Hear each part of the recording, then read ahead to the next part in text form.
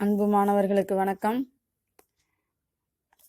நாம் இரவு உணவு சாப்பிடுவோம். அதுவும் நமக்கு இரவு உணவு ரொம்ப பிடித்தமானது என்னன்னா அளவுக்கு அதிகமாக சாப்பிட்ருவோம். சாப்பிட்டுட்டு அச்சோ என்னடா தொண்டை வரைக்கும் இருக்கே, எப்படி இதை ஜீரணம் ஆகிறது அப்படின்னு தெரியலையே, உட்கார முடியல, படுக்க முடியல, வாமிட் வர மாதிரி இருக்கு, ஆனால் வாமிட்டும் வரலை அப்படின்னு சொல்லிட்டு நாம் அப்படியே ரொம்ப கஷ்டப்படுவோம் இல்லையா? அது மாதிரி நேரங்களில் என்ன பண்ணுறீங்க அப்படின்னா, கொஞ்சம் சூடாக வெது வெதுப்பாக தண்ணி கொஞ்சம் குடிச்சிங்க அப்படின்னா நீங்கள் என்ன சாப்பிட்டாலும் அது என்ன ஆகும், எளிதில் ஜீரணம் ஆகிடும். சரியா? அப்படியும் இல்லை அப்படின்னா கொஞ்சம் ஜீரகம் இருக்கு இல்லையா, அந்த ஜீரகத்தை ஒரு கிளாஸ் சுடுதண்ணி எடுத்து ஒரு 1/4 ஸ்பூன் ஜீரகம் போட்டு நல்லா கொதிக்க வச்சுட்டு அதுக்கப்புறம் குடிச்சிங்க அப்படின்னா உங்களுக்கு சீக்கிரம் என்ன ஆகிடும், ஜீரணம் ஆகிடும். உங்களுக்கு ஃபுட் பாய்சன் ஆகாது. என்ன ஆகும், ஒரு சில சமயங்கள்லாம் காலைல பார்த்தீங்க அப்படின்னா நைட் அதிகமாக சாப்பிட்டது சேரல அப்படின்னா அடுத்த நாள் காலைல பார்த்தீங்கன்னா உங்களுக்கு டிசென்ட்ரி ஆகும், வாமிட் வரும் இல்லையா? சீதபேதியெல்லாம் சொல்லுவோம் இல்லையா, வாந்திலாம் வரும். இது மாதிரி செஞ்சீங்க அப்படின்னா உங்களுக்கு எந்த ஒரு நோயும் எப்போவுமே வராது, எங்கேயுமே சரி. சரியா? அதனால் இனிமேல் இரவு சாப்பிட்டு கொஞ்சம் சூடாக வெது வெதுப்பான தண்ணீரை கொஞ்சம் குடிச்சுக்கோங்க. சரி, இன்னைக்கு நம்ம பாடத்துக்கு போகலாமா? உங்களுக்கு நான் அன்றைக்கே சொல்லியிருந்தேன், இந்த அறிஞர்களுடைய பொன்மொழிகளை தமிழில் மொழிபெயர்த்து எழுதுகன்னு கொடுத்துருக்கு இல்லையா? Every flower is a soul, every flower is a soul blossoming in nature அப்படின்னு சொன்னவர் யார்? Gerard de Nerval. இதுதான் இன்னைக்கு உங்களுக்கு வீட்டு பாடமாகவும் கொடுத்தோம் இல்லையா? இதுக்கு என்ன பொருள் அப்படின்னா, ஒவ்வொரு மலரும் இயற்கையாக மலரும் போது சிறப்பு பெறுகிறது. ஒரு செடியில் மொக்கு வைக்குது அப்படின்னா அந்த மொக்கு தானாகவே மலரணும். நாம் அதை மலர வைக்க செயற்கை முறையில் மலர வைக்கக்கூடாது. இயற்கையாகவே மலரும் போது எப்படி இருக்கும், அது சிறப்பு பெறும் அப்படின்னு சொல்லிட்டு ஜெரால்டு டி நெர்வால் சொல்கிறார். அதுக்கடுத்து பார்த்தீங்க அப்படின்னா, sunset is still my favourite colour and rainfall is second. Sunset is still my favourite colour and rainfall is second அப்படின்னு சொல்லிட்டு யார் சொல்கிறாரு? மார்ட்டி ஸ்டீஃபனக். அதாவது சூரியன் மறையும் போது ஒரு நிறம் இருக்கும் இல்லையா, அப்படியே நெருப்பு மாதிரி இருக்கும் இல்லையா, அந்த நிறம் மிகவும் பிடித்த நிறமாகும். அதே போல் ரெண்டாவது என்ன அப்படின்னு பார்த்தீங்கன்னா, வானவில்லின் அழகு இரண்டாவதாக பிடிக்கும். இயற்கையை யாருக்குமே பிடிக்காது அப்படின்னு சொல்ல மாட்டோம். 7 நிறங்கள் இருக்கு இல்லையா வானவில்ல, இது பிடிக்கும். அந்த வானவில்லினுடைய அழகு இரண்டாவதாக எனக்கு பிடிக்கும் அப்படின்னு சொல்லிட்டு யார் சொல்கிறாங்க? மார்ட்டி ஸ்டீஃபனக் அப்படின்னு சொல்கிறாங்க. அடுத்து பார்த்தீங்கன்னா, an early morning walk is a blessing for the whole day. அதாவது அதிகாலையில் நடைபயிற்சி செய்வது அப்படிங்கிறது அன்றைய நாள் முழுவதும் நமக்கு ஆசையை தரும் அப்படின்னு யார் சொல்கிறா? ஹென்றி டேவிட் தோரோவ் அப்படின்றவர் சொல்கிறாரு. காலையில் எழுந்து எல்லாருமே பார்த்தீங்க அப்படின்னா இன்றைய காலகட்டங்களில் எல்லாருக்கும் இது ஒரு பழக்கமாயிடுச்சு இல்லையா? அதிகாலையில் எழுந்து வாக்கிங் போயிடறோம். எங்கே போகிறோம் அப்படின்னா வாக்கிங் போயிருக்கோம் அப்படின்வாங்க. ஏன்னா முன்னாடி காலகட்டங்களில் பார்த்திங்கன்னா அதிகாலையில் எழுந்து எல்லாருமே வயலுக்கு போயிடுவாங்க. அதனால் அவங்களுக்கு நடைப்பயிற்சி அப்படிங்கிறதே தேவையில்லாமல் போச்சு. இப்போல்லாம் எல்லா வேலைகளும் உட்கார்ந்தே நாம் செய்கிறதுனால நிறைய நோய்கள்லாம் சின்ன வயசுலேயே நமக்கு வந்துடுது. அதனால் அதிகாலையில் நாம் நடைப்பயணம் செய்தோம் அப்படின்னா அன்றைய நாள் முழுவதும் நமக்கு ஆசையை தரும் அப்படின்னு சொல்லிட்டு ஹென்றி டேவிட் தோரோவ் அப்படின்றவர் சொல்கிறார். அடுத்து பார்த்திங்க அப்படின்னா, just living is not enough, one must have sunshine, freedom and little flower அப்படின்னு யார் சொல்கிறாங்க? ஹான்ஸ் கிறிஸ்டியன் ஆண்டர்சன் அப்படின்னு சொல்கிறது. அதாவது வாழ்வு மட்டும் போதுமானதில்லை, just living is not enough, வாழ்வு மட்டும் போதுமானதில்லை, one must have sunshine and a little flower அப்படின்றார். ஒவ்வொருவருக்கும் ஒளி, அதே போல் மலரின் மென்மையும் அவசியம். ஒவ்வொருக்குள்ளும் தனக்குன்னு ஒரு சிறப்பு இருக்கணும், மென்மையும் இருக்கணும் அப்படின்னு சொல்லிட்டு ஹான்ஸ் கிறிஸ்டியன் ஆண்டர்சன் சொல்கிறார். அடுத்து பாருங்க, பிழை நீக்கி எழுதுக. இதில் ஒரே ஒரு பிழை மட்டும்தான் இருக்கும். சர்தார் ஆர்தர் காட்டன் கல்லணையின் கட்டுமான உத்தியை கொண்டு தான் என்ன பண்ணார், இந்த தௌலீசுரம் அணையை கட்டினார் அப்படின்னு இருக்கணும். ஆனால் அங்கே என்ன கொடுத்துருக்காங்க? கட்டியதுன்னு கொடுத்துருக்காங்க. இங்கே பாருங்க என்ன கொடுத்துருக்காங்க? கட்டியதுன்னு கொடுத்துருக்காங்க. அப்போ அதை நாம் மாற்றணும், கட்டினார். ஏன்னா இவர் உயர்திணை இல்லையா சார்? ஆர்தர் காட்டன் அப்படின்றவர் உயர்திணை. ஆனால் அவங்க எதில் கொடுத்துருக்காங்க? அக்ரிணையில் கொடுத்துருக்காங்க. அதனால் அது தவறு, கட்டினார் அப்படின்னு சொல்லிட்டு நாம் எழுதணும். ரெண்டாவது பார்த்திங்கன்னா, மதியழகன் தீக்காயம் ஏற்பட்ட இடத்தில் உடனடியாக தண்ணீர் கொண்டு குளிர வைத்தாள் அப்படின்னு இருக்கு. மதியழகன் அப்படிங்கிறது யாரு? ஒரு ஆண்பால். மதியழகன் அப்படிங்கிறது ஒரு ஆண்பால். ஆனால் இங்கே எதில் கொடுத்துருக்காங்க, பெண் பாலில் கொடுத்துருக்காங்க. குளிர வைத்தால் அப்படின்னு ஒரே ஒரு எழுத்து தான். வைத்தான் அப்படின்னு அங்கே இருக்குது, நாம் வைத்தான் இன்னு போடணும்.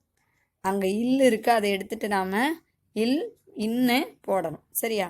அதுக்கடுத்து பார்த்தீங்கன்னா, மலையே பயிர்க்கூட்டமும் உயிர்க்கூட்டமும் வாழ பெருந்துணை புரிகின்றன. அது பாருங்க, மலையே பயிர்க்கூட்டமும் உயிர்க்கூட்டமும் வாழ பெருந்துணை புரிகின்றதுன்னு எழுதணும். அங்கே நான் இருக்குது, நாம் அந்த நகரத்தை எடுத்துட்டு என்ன போடணும், தூ போடணும். புரிகின்றது அப்படின்னு போடணும். மலையே பயிர்க்கூட்டமும் உயிர்க்கூட்டமும் வாழ என்ன பண்ணுது, துணை புரிகின்றது அப்படின்னு எழுதணும். அடுத்தது, நீலனும் மாலனும் அவசரகால தொடர்புக்கான தொலைபேசி எண்களினுடைய பட்டியலை வைத்திருக்கிறோம் அப்படின்னு சொல்லிட்டு சொல்கிறாங்க. ஆனால் அவங்க சொல்லலை, இந்த செய்தியை மற்றவங்க தான் சொல்கிறாங்க. அவங்க சொன்னால் வச்சிருக்கிறோன்னு எழுதணும். ஆனால் அந்த தகவலை வேற ஒருத்தவங்க சொல்கிறாங்க. அப்போ நாம் என்ன எழுதணும், நீலனும் மாலனும் அவசர கால தொடர்புக்கான தொலைபேசி எண்ணின் பட்டியலை, இங்கே இருக்கல வைத்திருக்கிறோம் அப்படின்னு இருக்கல, இந்த இடத்துல வைத்திருந்தனர் அப்படின்னு எழுதணும். என்ன எழுதணும், வைத்திருந்தனர் அப்படின்னு எழுதணும். அதுக்கடுத்து பார்த்தீங்கன்னா, சூறாவளியின் போது மேல் மாடியில் தங்காமல் தரைத்தளத்திலே தங்கியதால் என்ன பண்ணுவாங்க, தப்பிப்பான் அப்படின்னு இருக்கு. சரியா? அப்போ நாம் இங்கே என்ன எழுதணும், சூறாவளியின் போது மேல் மாடியில் தங்காமல் தரைத்தளத்திலேயே தங்கியதால் தப்பித்தான். நான் சொல்கிறேன், நல்ல வேலை நான் இங்கேயே இருந்துக்கிட்டேன், இன்னும் கொஞ்சம் நாம் இதில் போயிருந்தேன் அப்படின்னா நான் என்ன பண்ணியிருப்பேன், எனக்கு ஏதாவது ஆபத்து ஏற்பட்டுரும். சூறாவளின்னா என்ன, காற்று மிக பலமாக அடிக்கும். அப்போ மேலே மாடியிலாம் நம்மளையும் சேர்த்து அடிச்சுட்டு போயிடும் இல்லையா? அதனால் நான் தரைத்தளத்தில் கீழே கிரவுண்ட் ஃப்ளோர் நம்ம அப்படின்னு சொல்லுவோம் இல்லையா, அங்கேயே இருந்ததுனால தப்பித்தான் அப்படின்னு சொல்லிட்டு நாம் எழுதுகிறோம். சரியா? அடுத்து பார்த்தீங்க அப்படின்னா, நாம் பழமொழிகளை பயன்படுத்தி சொற்றொடர் அமைக்க. நெல்லுக்கு பாய்கிற தண்ணீர் புல்லுக்கு பாய்வது போல அப்படின்னா என்ன அப்படின்னு பார்த்தீங்கன்னா, நம்ம வயலில் நெல் வச்சுருக்கோம், அந்த நெல்லுக்கு பாயக்கூடிய தண்ணி அங்கேயே நெல் செடிக்கு, நெற்பயிர் இருக்கு இல்லையா, அந்த நெற்பயிருக்கு இடையே வளரக்கூடிய புல்லுக்கும் பாயுது. புல்லுக்காக தனியாக நாம் தண்ணீர் பாய்ச்சறது கிடையாது. எதுக்கு பாய்ச்சிரும், நெல்லுக்காக பாய்ச்சிரும். அந்த தண்ணீர் எதுக்கு போகுது, புல்லுக்கும் போகுது. அப்போது இதை எப்படி எழுதலாம் அப்படின்னு பார்த்தீங்கன்னா, அன்னதானம் போனும் இடத்தில், சரியா, காகம் நாய்க்கு உணவு கிடைத்தது, நெல்லுக்கு பாய்கிற தண்ணீர் புல்லுக்கும் பாய்வது போல் இருந்தது. நிறைய அன்னதானம்லாம் போடுறாங்க இல்லையா, அப்படி போடும்போது அவங்க சாப்பிடக்கூடிய அந்த இலைகளில் மீதி இருக்கிறது வெளியே கொண்டாந்து கொட்டுவாங்க இல்லையா, இலையெல்லாம் கொண்டாந்து போடுவாங்க. அதில் இருக்கக்கூடிய உணவுகள் அங்கே இருக்கக்கூடிய தெரு நாய்க்களும் சரி, காகங்கள்லாம் பறவைகள்லாம் சாப்பிடும் இல்லையா, அது போல நெல்லுக்கு பாய்கிற தண்ணீர் புல்லுக்கு பாய்வது போல இருந்தது அப்படின்னு சொல்லிட்டு சொல்கிறாங்க. அதுக்கடுத்து பார்த்திங்கன்னா, தண்ணீர் வெந்நீர் ஆனாலும் நெருப்பை அணைக்கும்.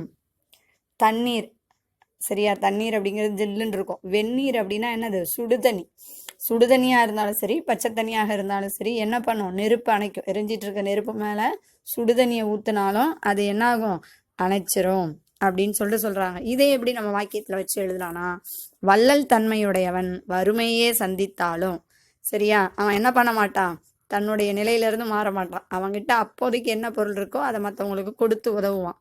வள்ளல் தன்மையுடையவன் வறுமையை சந்தித்தாலும் தண்ணீர் வெந்நீரானாலும் நெருப்பை அணைக்கும் என்பது போல அவனுடைய வள்ளல் தன்மை கரையும். அவங்கிட்ட இருக்கக்கூடிய பொருளை நாம் கொடுத்தலாம். இல்லைன்னா இப்படி கூட எழுதலாம். எப்படி அப்படின்னா, அதாவது தண்ணீர் வெந்நீர் ஆனாலும் நெருப்பை அணைப்பது போல பிறர் கூறும் அறிவுரை கடினமானாலும் அது நம்மளோட வாழ்வை நல்வழிப்படுத்தும்.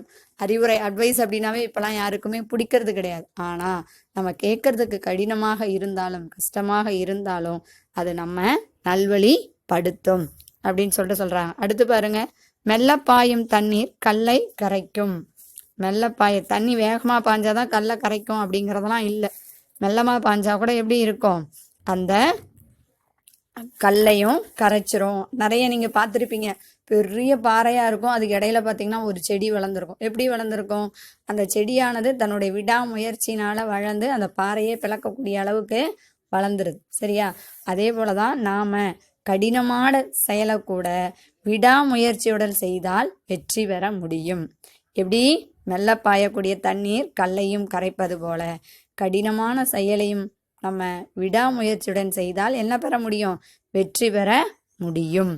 அதுக்கடுத்து பாருங்க, கிணற்று தண்ணீரை வெள்ளம் கொண்டு போகாது. கிணற்று தண்ணீரை வெள்ளம் கொண்டு போகாது. அது வேணா உண்மைதான்.